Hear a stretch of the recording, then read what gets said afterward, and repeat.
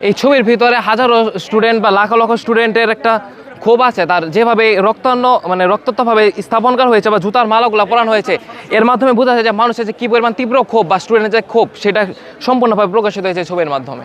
এমনভাবে ছবিটা উপস্থাপন করা হয়েছে যে এটা দেখার মাধ্যমে আমাদের এর যে ঘৃণাস্তম্ভ যেভাবে স্থান পাইছে এটা আসলে দেখার বিষয়। তো এটা যেভাবে স্থান পাইছে ওইটা অবশ্যই ঠিক আছে, কারণ শেখ হাসিনা একজন স্বৈরাচার ছিলেন, তো তার জন্য এই জায়গাটা যথেষ্ট ঠিক আছে। অবশ্যই সেগুলো চোখের সামনে ভাইসা ওঠে, এটা দেখার মাধ্যমে আমাদের মধ্যে একটা ঘৃণার জাগ্রত হয় বা ওনার যে কুকর্মগুলো ছিল তা চোখের সামনে ভেসে ওঠার এটা মূলত মানুষ ইচ্ছা করে এখানে ডাস্টবিনগুলো ফেলাবে, তাদের ঘৃণা থেকে বা আক্রোশ থেকে এখানে ময়লাগুলো ফেলাবে।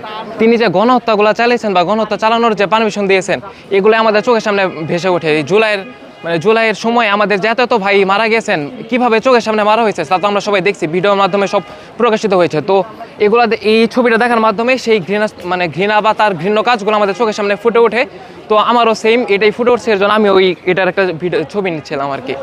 এমনভাবে ছবিটা উপস্থাপন করা হয়েছে যে এটা দেখার মাধ্যমে আমাদের এর যে ঘৃণাস্তম্ভ দেখলেই বোঝা যায়, আর আমাদের মধ্যে একটা ক্ষোভ ওনার প্রতি, স্বৈরাচার হাসিনার প্রতি যে ক্ষোভ সেটা স্পষ্ট ফুটে ওঠে। এই ছবির ভিতরে হাজারো স্টুডেন্ট বা লাখ লক্ষ স্টুডেন্টের একটা ক্ষোভ আছে, তার যেভাবে রক্তাক্তভাবে স্থাপন করা হয়েছে বা জুতার মালাগুলো পরানো হয়েছে, এর মাধ্যমে বোঝা যায় যে মানুষের যে কী পরিমাণ তীব্র ক্ষোভ বা স্টুডেন্টের যে ক্ষোভ সেটা সম্পূর্ণভাবে প্রকাশিত হয়েছে ছবির মাধ্যমে।